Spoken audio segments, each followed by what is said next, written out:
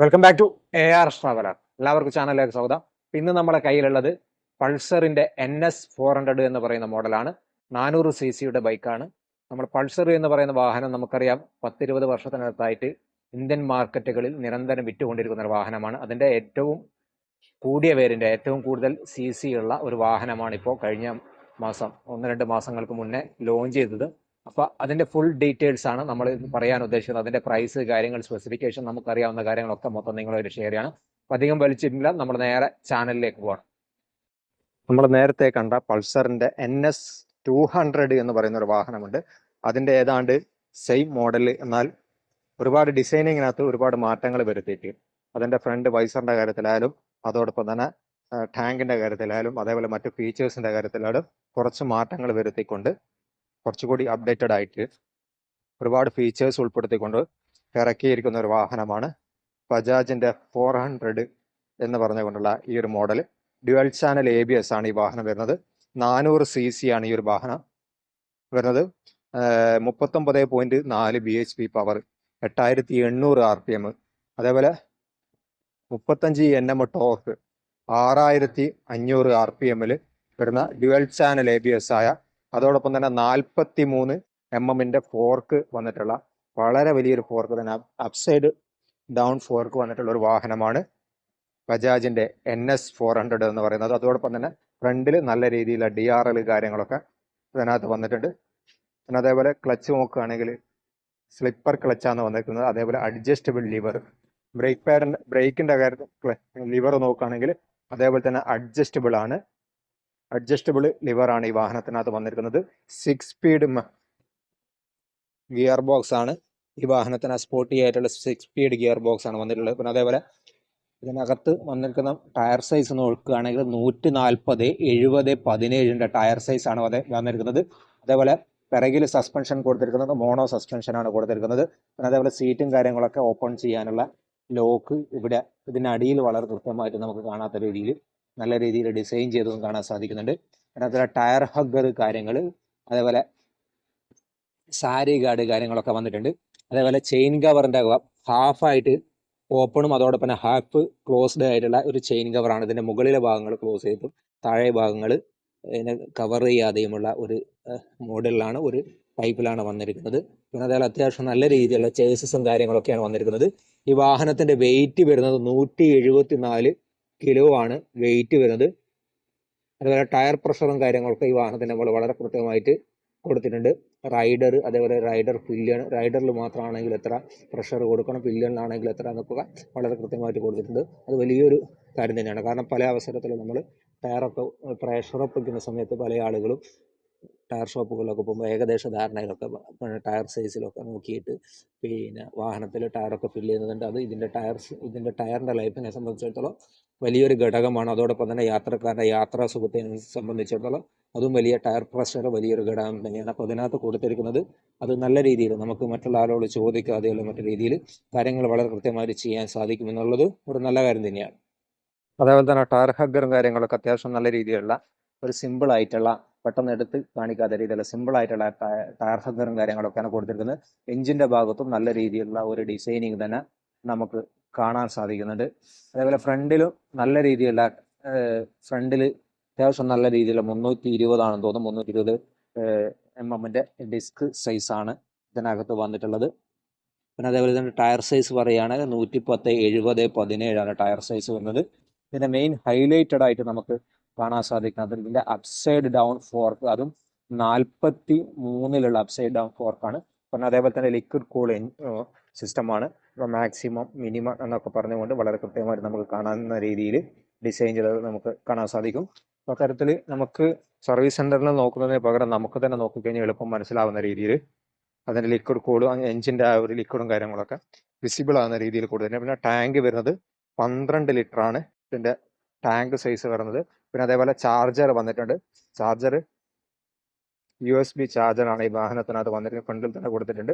പിന്നെ അതേപോലെ തന്നെ സാധാരണ രീതിയിൽ ട്രിപ്പ് മീറ്ററും കാര്യങ്ങളൊക്കെ നമുക്ക് ഏകദേശ വാഹനങ്ങളിൽ ഈ ഭാഗങ്ങളിലൊക്കെയാണ് അതിന്റെ സ്വിച്ചസ് വരുന്നതെങ്കിൽ ഈ വാഹനത്തിനകത്ത് കൊടുത്തിരിക്കുന്നതിന്റെ ട്രിപ്പ് മീറ്ററും കാര്യങ്ങളൊക്കെ നമുക്ക് ഇവിടെ തന്നെ അഡ്ജസ്റ്റ് ചെയ്യാൻ പറ്റും. ABS, switch on, switch off, അത്തരത്തിലുള്ള കാര്യങ്ങൾ വരുന്നുണ്ട്. അതുപോലെ ബ്ലൂടൂത്ത് കണക്ടിവിറ്റി വരുന്നുണ്ട്. പിന്നെ അതേപോലെ GPS navigation, turn by turn navigation വന്നിട്ടുണ്ട്. അതേപോലെ തന്നെ 4 മോഡുകളുണ്ട്. Road, sport, rain, off road, ഇങ്ങനെ 4 മോഡുകൾ ഈ വാഹനത്തിനകത്ത് വരുന്നുണ്ട്. 35 കിലോമീറ്ററാണ് കമ്പനി ഇതിനകത്ത് മൈലേജ് പറയുന്നത്. പിന്നെ അതേപോലെ തന്നെ ട്രാക്ഷൻ കൺട്രോള്, അങ്ങനെയുള്ള കുറേ കാര്യങ്ങൾ വരുന്നുണ്ട്. പിന്നെ അതേപോലെ എടുത്ത് പറയുന്ന മറ്റൊന്ന് നമ്മൾ ഹസാർഡ് ഇൻഡിക്കേറ്റേഴ്സ് ഇതിനകത്ത് വരുന്നുണ്ട്. പിന്നെ സ്വിച്ചസ്, നമ്മൾ എൻജിൻ സ്വിച്ച് ഇവിടെ ജസ്റ്റ് നമ്മൾ പ്രസ് ചെയ്യുമ്പോൾ സാധാരണ രീതിയിൽ നമ്മൾ ഇവിടെ പ്രസ് ചെയ്ത് പിന്നെ നമ്മൾ ഇവിടെ ഒരു സെൽഫ് ബട്ടൺ ഉണ്ടാവും, അതിന് പകരം ഇവിടെ റെഡ് ആയിട്ടുള്ള ഈ ഒരു ബട്ടൺ തന്നെ പ്രസ് ചെയ്യുമ്പോൾ സ്റ്റാർട്ടിങ് ആവും. അപ്പം അങ്ങനെ ഒരു രീതിയിലാണ് ഇതിൻ്റെ സ്റ്റാർട്ടിങ് പൊസിഷൻ കൊടുത്തിരിക്കുന്നത്.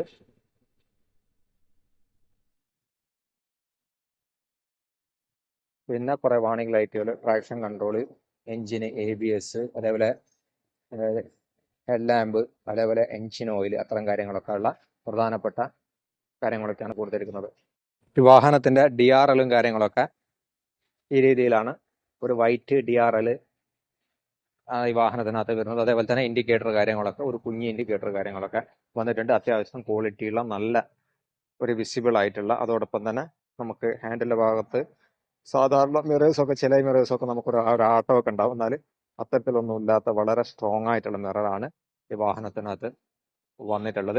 നല്ലൊരു രീതിയിൽ വിസിബിലിറ്റി ഉള്ള, പിന്നെ ഹാൻഡിലും നമുക്കൊരു സ്പോർട്ടി ആയിട്ട് വാഹനം റൈഡ് ചെയ്യാനുള്ള ഒരു പൊസിഷനിലാണ് ഈ വാഹനത്തിൻ്റെ ഹാൻഡിലും കാര്യങ്ങളൊക്കെ വന്നിട്ടുള്ളത്. പിന്നെ സ്പ്ലിറ്റഡ് സീറ്റാണ്, സാധാരണ നമ്മളെ NS200 വന്നിട്ടുള്ള ആ ഒരു ടൈപ്പ് സീറ്റും, അതോടൊപ്പം തന്നെ ടാങ്കിൻ്റെ ഭാഗത്തുള്ള ഒരു ഹഗ്ഗറും കാര്യങ്ങളൊക്കെ ആ രീതിയിലാണ്. ഒരു റബ്ബറിൻ്റെ ടാങ്കിൻ്റെ കൂടി ചേർന്നിട്ടുള്ള അത്തരത്തിലുള്ള കാര്യങ്ങളൊക്കെ ഇതിനകത്തും വന്നിട്ടുണ്ട്. പിന്നെ ഗ്രാബ് റെയിലും കാര്യങ്ങളൊക്കെ കുഞ്ഞ് ഗ്രാബ് റെയിലാണ് വന്നിട്ടുള്ളത്. പിന്നെ നമ്മൾ ഇതിൻ്റെ ടൈൽ ലൈറ്റ് എടുത്ത് നോക്കുകയാണെങ്കിൽ NS200 നിന്ന് വലിയ വ്യത്യസ്തമായിട്ടുള്ള ടൈൽ ലൈറ്റും കാര്യങ്ങളൊക്കെ അല്ല വന്നിട്ടുള്ളത്. ഏതാണ്ട് അതോടൊക്കെ സമാനമായിട്ടുള്ള ടൈൽ ലൈറ്റും കാര്യങ്ങളൊക്കെയാണ് വന്നിരിക്കുന്നത്. പിന്നെ നമ്പർ പ്ലേറ്റ് ഇവിടെ തന്നെ ഒതുങ്ങിയിട്ട് അത്യാവശ്യം കയറിയിട്ട് ആണ് വന്നിരിക്കുന്നത്. അപ്പോൾ പല ആളുകളും താഴോട്ടേക്ക് ഇറങ്ങിയിട്ടുള്ള മഡ്ഗാർഡുകളൊക്കെ കട്ട് ചെയ്യുന്ന ഒരു പുതിയ യങ്സ്റ്റേഴ്സ് ആ രീതിയിൽ കട്ട് ചെയ്ത് നമുക്ക് കാണാൻ സാധിക്കും. എന്നാൽ ഇവിടെ അങ്ങനെ ഒരു കട്ട് ചെയ്യേണ്ട ആവശ്യം വരുന്നില്ല. കാരണം ഒരു യങ്സ്റ്റേഴ്സിന് അവരുടെ ഇഷ്ടത്തിനനുസരിച്ച് തന്നെയാണോ ഇതിൻ്റെ ടൈൽ ലാമ്പിൻ്റെ കാര്യങ്ങളൊക്കെ പിറകിൽ ഡിസൈൻ ചെയ്തിരിക്കുന്നത്. പിന്നെ നമുക്കിവിടെ എന്താണ് NS എന്നുള്ള ഒരു ബാഡ്ജിങ് കാണുന്നുണ്ട്. പക്ഷെ അത് നമുക്ക് NS ആണെന്ന് എളുപ്പത്തിൽ വായിക്കാൻ പറ്റാത്ത രീതിയിലാണ് ബാഡ്ജിങ് കൊടുത്തിരിക്കുന്നത്. വാഹനത്തിന്റെ സീറ്റ് ഹൈറ്റ് വരുന്നത് 807 ആണ് വരുന്നത്. അതേപോലെ ഗ്രൗണ്ട് ക്ലിയറൻസ് വരുന്നത് 165 ആണ് ഗ്രൗണ്ട് ക്ലിയറൻസ് വരുന്നത്. അപ്പം ഗ്രൗണ്ട് ക്ലിയറൻസ് ഒരു ഏവറേജ് ഗ്രൗണ്ട് ക്ലിയറൻസ് ആണ് നമുക്ക് കാണാൻ സാധിക്കുന്നത്. ഒരു ഓഫ് റോഡ് വാഹനങ്ങളിലുള്ള ഒരു ഗ്രൗണ്ട് ക്ലിയറൻസ് ഒന്നും നമ്മൾ ഈ ഒരു സ്പോർട്ടി വാഹനത്തിനകത്ത് പ്രതീക്ഷിക്കേണ്ട. എന്നാലും കേറ്റൽ കൺവേർട്ടും മറ്റും അത്തരം കാര്യങ്ങൾ, അതിൽ എൻജിൻ കവറും കാര്യങ്ങളൊക്കെ ഇതിൻ്റെ താഴ്ഭാഗത്ത് കൂടി വരുന്നത് കൊണ്ടാണ് ആ ഗ്രൗണ്ട് ക്ലിയറൻസിനകത്ത് ചെറിയ കുറവ് വന്നിട്ടുള്ളത്. ഇതിൻ്റെ ഡിസ്ക് സൈസ് നേരത്തെ നമ്മൾ ഡൗട്ട് പറഞ്ഞിരുന്നു, 320 ഡിസ്ക് സൈസ് വരുന്നത്. അതേപോലെ പിറകിൽ വരുന്ന ഡിസ്ക് സൈസ് 230 വരുന്നത്. നിലവിൽ വാഹനത്തിൽ വരുന്നത് MRFന്റെ ഫെബ്സ് എന്ന് പറയുന്ന ആ ഒരു മോഡൽ ടയറും കാര്യങ്ങളൊക്കെയാണ് ഇതിനകത്ത് വന്നിട്ടുള്ളത്. ഒരു റേഡിയൽ ടൈപ്പ് ടയറാണ് ഇപ്പോൾ നിലവിൽ ഈ വാഹനത്തിനകത്ത് കൊടുത്തുകൊണ്ടിരിക്കുന്നത്. അപ്പോൾ അതേപോലെ തന്നെ ഈ വാഹനത്തിന്റെ റേറ്റ് വരുന്നത് 2,39,000 ഓൺ ദ റോഡ് പ്രൈസ് നിലവിലെ റേറ്റ് വരുന്നത്. ചിലപ്പോൾ അതിനകത്ത് ചെറിയ വ്യത്യാസമൊക്കെ അങ്ങോട്ടും ഇങ്ങോട്ടൊക്കെ വന്നേക്കാം. അപ്പോൾ ആ രീതിയിലാണ് റേറ്റ് വരുന്നത്. അപ്പോൾ അതേപോലെ ഈ വാഹനം നല്ല രീതിയിലുള്ള പെർഫോമൻസും കാര്യങ്ങളൊക്കെയാണ് നമുക്ക് പെർഫോമൻസും കാര്യങ്ങളൊക്കെയാണ് ലഭിച്ചുകൊണ്ടിരിക്കുന്നതെന്നാണ് നമുക്ക് പൊതുവെ അറിയാൻ കഴിഞ്ഞത്. നമുക്ക് എന്തായാലും ഓൺ ദ റോഡ് ടെസ്റ്റ് നമുക്ക് ചെയ്യാൻ കഴിയില്ല, കാരണം നമ്പർ പ്ലേറ്റും കാര്യങ്ങളൊക്കെ ഈ വാഹനത്തിനകത്ത് വന്നിട്ടില്ല. നിലവിൽ KVR ബജാജ് കാലിക്കട്ടിൽ ഇതിൻ്റെ വണ്ടി വന്നിട്ടുണ്ട് ഓൾറെഡി. പിന്നെ അതേപോലെ തന്നെ 2-3 ദിവസം കഴിഞ്ഞ് കഴിഞ്ഞാൽ ടെസ്റ്റ് റൈഡിനുള്ള വാഹനവും കൂടി വരും. അപ്പോൾ ഈ വാഹനം എടുക്കാൻ ആഗ്രഹിക്കുന്ന ആളുകൾ തീർച്ചയായിട്ടും നിങ്ങളൊന്ന് ടെസ്റ്റ് റൈഡ് ചെയ്തതിന് ശേഷം എടുക്കുക എന്ന് മാത്രമാണ് പറയാനുള്ളത്. അതുപോലെ തന്നെ പ്രൈസ് വെച്ച് നോക്കുകയാണെങ്കിൽ 2,39,000 എന്ന് പറയുന്നത് ഒരു 400cc വാഹനത്തിന് അതിൻ്റെ ഫീച്ചേഴ്സ് അതിൻ്റെ പുള്ളിങ്ങും കാര്യങ്ങളൊക്കെ എടുത്ത് വെച്ച് നോക്കുകയാണെങ്കിൽ അത് വളരെ അഫോർഡബിൾ ആയിട്ടുള്ള പ്രൈസ് ആയിട്ടാണ് നമുക്ക് ഫീൽ ചെയ്തത്.